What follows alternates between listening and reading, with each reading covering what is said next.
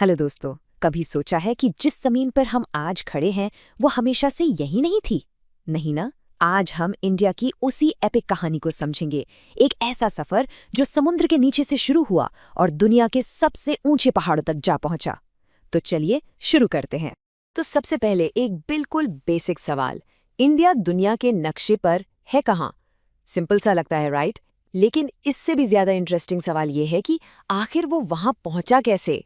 इन्हीं दो सवालों के जवाब, एक आज का और एक करोड़ों साल पहले का, हम इस एक्सप्लेनर में ढूंढने वाले हैं।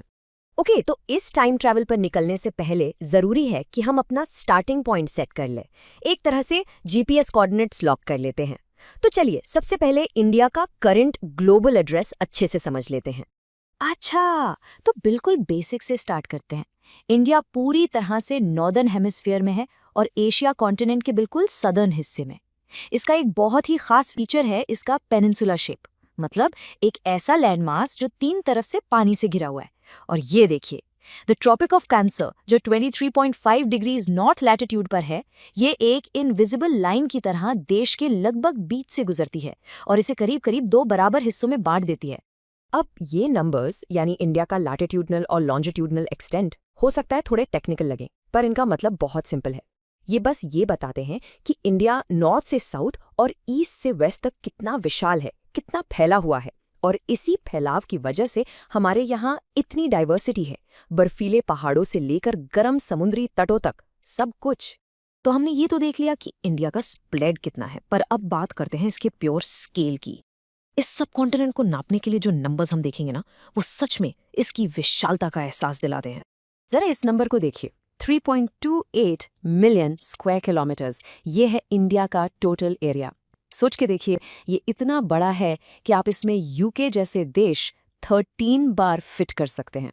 ये जो शेयर स्केल है ना, इससे जरूर याद रखिएगा जैसे जैसे हम आगे बढ़ते हैं। और इतने बड़े एरिया के साथ इंडिया दुनिया का 7वां सबसे बड़ा देश है।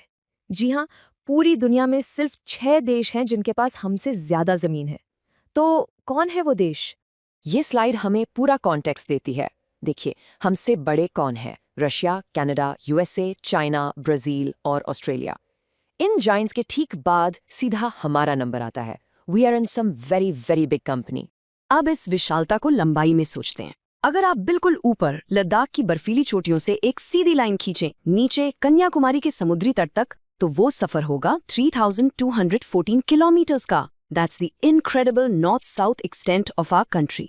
और अगर हम वेस्ट से ईस्ट जाएं, यानी गुजरात के रन ऑफ कच्छ से लेकर अरुणाचल प्रदेश के घने जंगलों तक, तो ये दूरी है 2933 किलोमीटर्स। आप देख रहे हैं, लेंथ और विड्थ लगभग बराबर हैं, जो इसके बैलेंस्ड और विशाल स्प्रेड को दिखाता है।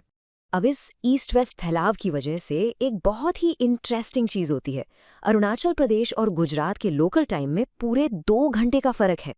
फ्रेंड्स, इस वीडियो को पूरा देखने के लिए आज ही फ्लेक्सी टीचर ऐप सब्सक्राइब करें, जहां आपको मिलेंगे animated videos, digital books, text book solutions, notes, DPP और क्विज। और हाँ, flexi teacher app mobile, TV और कंप्यूटर पर अवेलेबल है। और अगर आपके पास इंटरनेट नहीं है तो तुरंत ऑफलाइन सेट टॉप बॉक्स के लिए संपर्क करें। Flexi teacher, the one you needed.